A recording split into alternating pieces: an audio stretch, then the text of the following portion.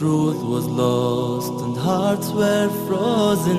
From you, Allah, came a prophet chosen. Blessed Prophet Muhammad, obedient to you, taught us the things we ought to do. He taught us for certain that you are one, and that you have neither a daughter nor son.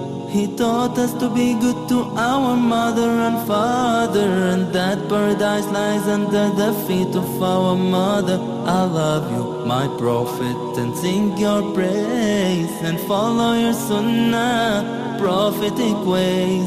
I love you, my prophet, and sing your praise, and follow your sunnah, prophetic ways. Assalamu alaikum wa rahmatullah. Peace and the mercy of Allah Almighty be upon you. Welcome to Back to the Prophet, where we look to the life example of the Prophet Muhammad, peace and blessings be upon him, to give us guidance to understand our religion and how to apply it in our daily lives. After the tragedy of Uhud, where the Muslims faced very severe losses, including the death of the Prophet's beloved uncle Hamza, yet the Muslims were safe and secure in Medina once again. And one of the clans which had violated its agreement with the Muslims, Banu Nadir, voluntarily evacuated the city and moved to another area of their homeland in Khaybar. Yet the hypocrites were able to inspire many of the surrounding Bedouin Arab tribes, who were barbaric, lawless people, to incite them to attack Medina. And so the Muslims had to quickly assemble and go and surround that tribe. But before attacking them, the Prophet, peace and blessings be upon him, invited them to Islam, and they accepted. And overnight, this entire group of people embraced Islam and made peace. And this was truly a great victory, and the start of many of the Bedouin tribes who were allies of Quraysh, and now they joined Islam and became the allies of the Muslims. So the Muslims stayed in their area and were very happy and celebrating. Instead of a war, there was peace. But while they were camped out, the hypocrites under Abdullah ibn Ubay exploited the memory of the former bloody civil war to threaten to divide the Muslims from each other. And so one person from Aus and Khazraj were taking turns at a well when someone struck the other person, and a fight ensued. And Abdullah ibn Ubay started telling them, see, Aus is going to use Islam to throw you out. And so he pitted Khazraj against Aus, Aus against Khazraj. And so the very big danger of a division among the Muslims. And so the Prophet ﷺ quickly had to restore peace among the Muslims and remind them of their brotherhood and the blessings of brotherhood in Islam. And so the Prophet ﷺ thought it best to quickly leave and return back to Medina before things got worse. On the way back to Medina, they stopped to rest at an oasis. And accompanying the Prophet was his young wife Aisha, the daughter of Abu Bakr. And Aisha was riding on a pallet on the back of a camel. And the pallet was concealed by a tent. So she was in total privacy. When they would stop, some strong men would remove the pallet, but she was very, very light herself. They could never even feel her weight. And they would take the pallet down and set it on the ground. Then when they would resume the journey, they would pick it back up and put it on the camel, and they would all go. as they were camped out, Aisha realized that a necklace she had was lost. So without anybody noticing, she crawled out of her tent to look for her necklace. At that time, they began to leave the encampment, and so the men came and picked the pallet back up and placed it on the camel and left, assuming all the time that she was in there. Perhaps she was asleep or resting. So Aisha found herself alone in this oasis. But she felt sure that when she was missed, they would come back and find her. So she wrapped herself up in her cloak and rested. At this time, one of the young Sahaba named Safwan found Aisha there. And subhanallah, glory be to Allah, how one of the wives of the Prophet was there alone. So he didn't even want to talk to her. He just pointed to her and pointed to his camel. And so she understood. She got on back of his camel, and he took the camel by its rein and led it as quickly as he could run to try to catch up to the other men. But it took the entire day, and he couldn't catch up with him until they got to Medina. When they arrived in Medina, Aisha felt ill, and she was ill in bed, resting for 20 days. But while she was resting, she didn't know it, but the hypocrites of Medina, under the leadership of Abdullah ibn Ubay, were spreading the rumor that something had happened between Safwan and Aisha. And of course, Aisha was a very pious and intelligent woman, and she had no idea of what was happening. Her own parents knew, and they were very disturbed, but they didn't tell her anything until she got better. Later, 20 days later, only she found out what was going on. And at this time, she became very disturbed why nobody would believe her.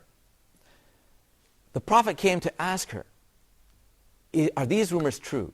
And of course she said, well, if I deny them, nobody will believe me. She said, my own parents, when I am talking to the Prophet, they look in their faces as if they are scared to death. Maybe our daughter is actually a bad person, and these rumors are true. She could tell it on their faces. Her own parents had doubts about her integrity and her piety. But the Prophet ﷺ said, we'll let Allah decide. And so she felt very confident that Allah Almighty would decide. And so the Prophet came back to her with the good news of the revelation that came to her in chapter 24 of the Holy Quran, verse 11. Those who brought forward the lie, inna ladina ja'u bil ifk, they are a gang from among yourselves, and they are don't believe that this is an evil to you, but it is not. It is an evil to them because those people are going to be punished, and those people who lead them will suffer a great punishment. And so some of the people were punished and humiliated because they were exposed that they had spread this lie of the Prophet ﷺ. But the leader of the group, Abdullah ibn Ubay, as always, escaped. He was too clever to get caught. At this time, the Muslim community had gone through so many different events. One battle which they won, another one which ended in a draw.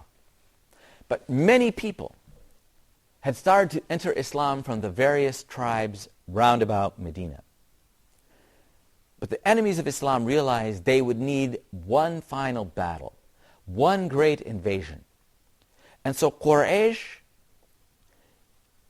in alliance with some of the Jewish leaders and the tribe of Ghatafan and other Arab tribes, entered into a great confederacy or alliance to attack Medina and invade. They would attack from the outside, and the Jewish tribes would attack from the inside. This confederation would finally put an end to the Prophet Muhammad ﷺ and the Muslim community. Quraysh arrived at Medina along with their allies, 10,000 of Quraysh, as well as Kanana, Tahama, and Ghatafan, while the Muslims could only bring out 3,000 men total. Now you remember, there were 300 or so at Badr, 600, less than 700 in Uhud, but the Prophet could gather to defend Al-Madinah 3,000 people, including many who were in fact hypocrites, who were only pretend Muslims. The south part of Medina had many orchards that were walled in, and the walls of the houses were very close together, forming one fortified side on the south. But the north part of Medina was open space, an open plain. There was no way of defending from attack. So Salman from Persia, a Persian convert to Islam, suggested to the Prophet ﷺ that in his country they used to dig defensive trenches. And so this battle is called the Battle of the Khandaq, the defensive trench. Quraysh and the Arabs like to fight in straight lines before each other, each side engaging the other in duels, the heroes and powerful men of each side challenging the others, boasting of their strength and fighting hand to hand, and then a final showdown sometime would take place between both sides. But the Muslims decided, no, we can't fight face to face or we will be slaughtered. The numbers are too overwhelming. And so they dug this trench. The Prophet himself, ﷺ, picking up rocks, breaking rocks as hard as he could, and removing the dirt and digging this trench, all of them as fast as they could to defend against the invading army. All this took place in the winter when there was a shortage of food in any case. If they lost hope and they did not finish this trench, there would be nothing to stop this invading army from walking right into Medina and slaughtering everyone there or forcing them to a humiliating surrender. All of this is talked about in chapter 33 of the Quran, Surah Al-Ahzab, the Confederates. It's a very important conflict in the history of Islam, a decisive battle that took place on earth but also in heaven by the forces of spirit as well as physical and material forces. We'll go back to a break, and we'll be back shortly. I love you, my prophet, and sing your praise, and follow your sunnah, prophetic ways.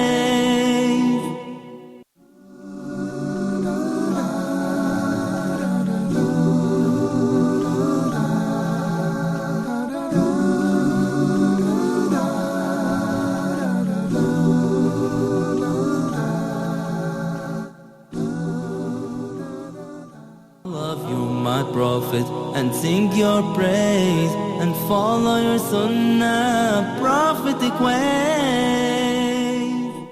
Assalamu alaikum, welcome back. We're talking about the battle of the trench, Al-Khandaq. And this was a very great battle that took place, but it was not like any battle you've ever read about in history. A great invading army of Confederates, different Arab confederated tribes, along with Quraysh and their Jewish allies, attacked Medina.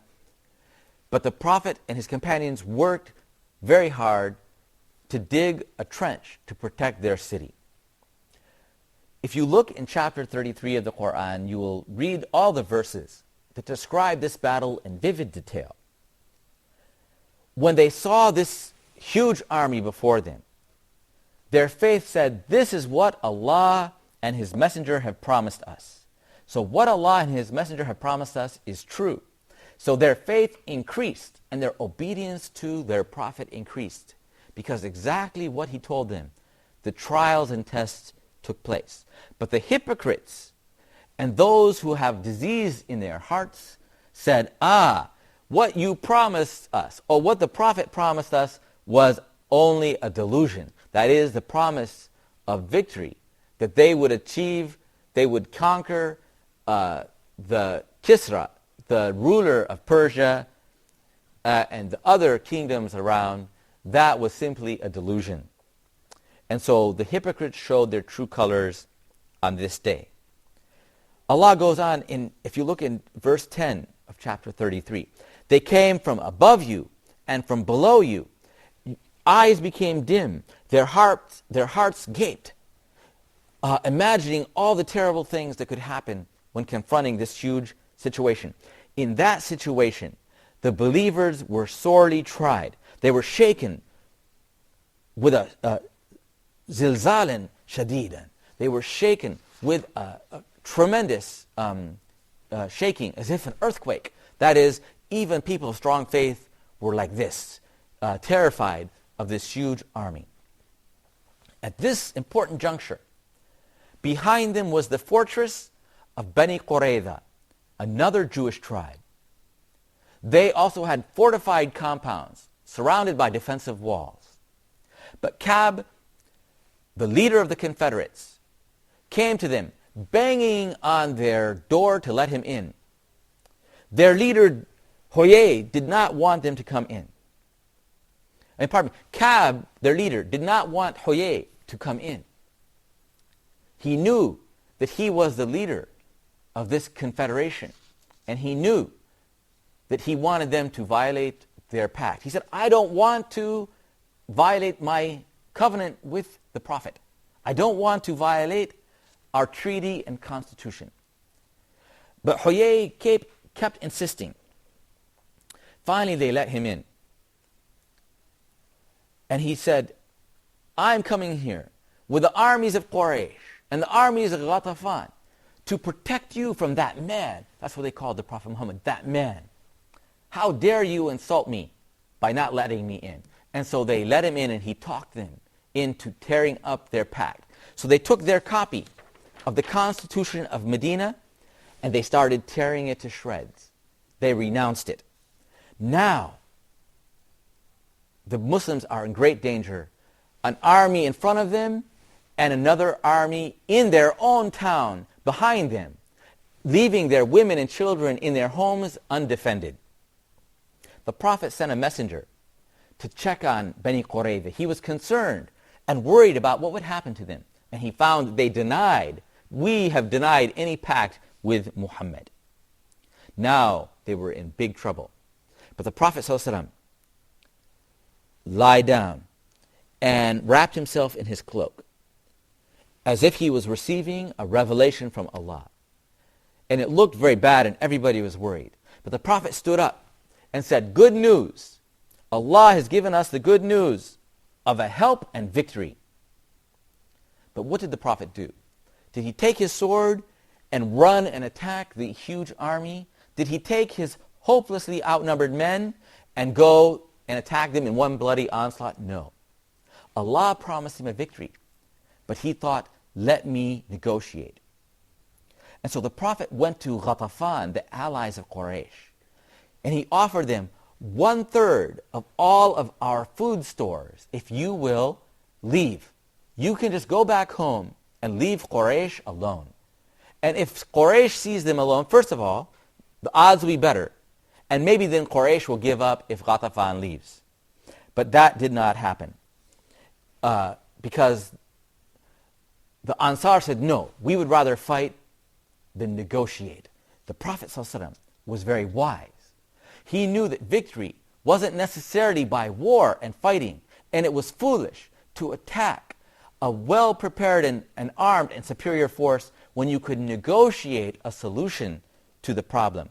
And so this siege of Medina went on for 20 days with the Confederates on one side of the trench and the Muslims on the other side with the Jewish Qurayza on the back.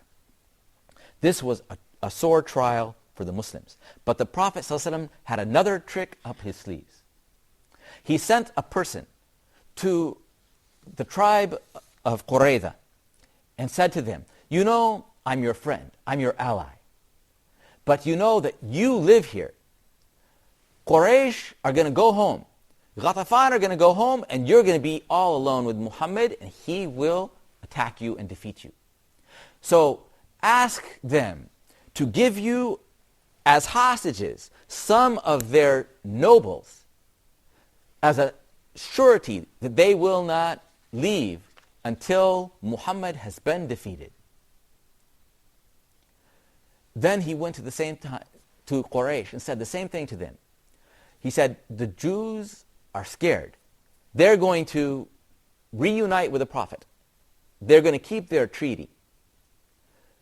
And so they've promised the Prophet, if you will forgive us, we will surrender the nobles of Quraysh to you. So if they come to you asking for some of the nobles to be as a surety or guarantee, don't give them to them. And they went to Ghatafan and said the same thing. So sure enough, Quraysh sent to the Jews, tomorrow we're going to fight. Be ready to keep your agreement with us. But Bani Qurayza said, no, tomorrow is the Sabbath day. We're not going to fight on the Sabbath. We never fight on the Sabbath. And we're scared to fight unless you will give us some of your noble men as hostages, as a guarantee that you will stay. And we will release them after the victory. And now Quraysh and Ghatafan said, we were warned. That is exactly what we were warned about. And so they refused to fight. They thought the Jews weren't going to fight. Ghatafan thought they weren't going to fight. And Bani Qurayza thought they weren't going to fight. And so now they were really very confused. It's very cold. They've been there. They're tired. They're waiting for something to happen. That night, it was a very, very dark night. And the cold wind started howling. And a gale force wind came out of nowhere and started blowing down all of the tents of Quraysh. And it blew over their cooking pots and their utensils and supplies. And it frightened their herds of animals, of camels and sheep. And it sent confusion. And people were like, where did this wind come from? And it really scared them. The Muslims, before dark, were full of terror that they were totally surrounded on all sides and were giving up hope. And at night, they couldn't see anything. They said, we couldn't even see in front of our hands. We couldn't see our hand in front of our face. Abu Sufyan was spooked. He said, I've had enough. And he announced loudly, I'm going home. Anybody else who wants to go home can go home. And he quickly left Al-Madinah and returned to Mecca. And so the next day, the sun went up. And it was as if a miracle had happened. Where that previous night, a huge army was encamped, fully supplied, fully armed. It was an empty field. Nothing was left. There were no tents, no supplies. It had blown away in the wind. And everybody had left overnight. And everything that had been there, campfires, everything was gone. The Muslims were full of joy. Allahu Akbar, Allah is the greatest. Only Allah won this battle. It was not won except in spirit and by careful planning of the Prophet Muhammad. Peace and blessings be upon him. He couldn't have won by attacking face to face. And so he tried every negotiation and tactic. And victory came finally from Allah Almighty. This was a wonderful occurrence that happened in the month of Shawwal in the year 5 of the Hijrah. After that, Huyay ibn Akhtab, who had led this war, was still in the fortress of Bani Qurayza, who had allowed and convinced Bani Qurayza to cancel their treaty and to tear up the constitution of Medina. So the Prophet ﷺ in Bukhari and Muslim, the two very authentic sources, told the Muslims, nobody prays Asr till you get to Bani Qurayza and surround them quickly before they have a chance to prepare. Now this is a very well-known incident in the time of the Prophet ﷺ, because it took the Sahaba a long time to get ready. And so a lot of them had not arrived before Maghrib to Qurayza.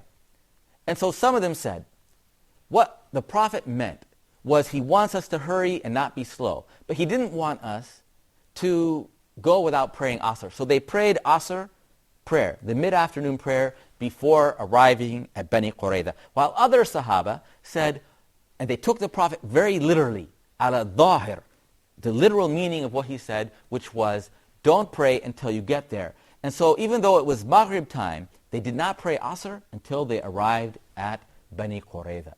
Now everybody knows what happened.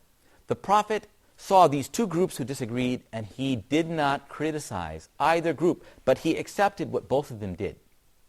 And so people believe what that means is that both sides were right. But in fact, one side followed the literal words of the Prophet, while the other side used their intelligence and reason to discover what the Prophet really meant. And that is what we really have to look for, the true meaning and intention of the Quran and Sunnah. May Allah Almighty guide us to the true meaning of our faith in Islam. Assalamu alaikum wa rahmatullahi wa barakatuh. When truth was lost and hearts were frozen from you, Allah came a prophet chosen, blessed Prophet Muhammad, obedient to you, taught us the things we ought to do. He taught us for certain that you are one, and that you have neither a daughter nor son. He taught us to be good to our mother and father, and that paradise lies under the feet of our mother. I love you, my prophet, and sing your praise, and follow your sunnah, prophetic ways. I love you, my prophet, and sing your praise, and follow your sunnah, prophetic ways.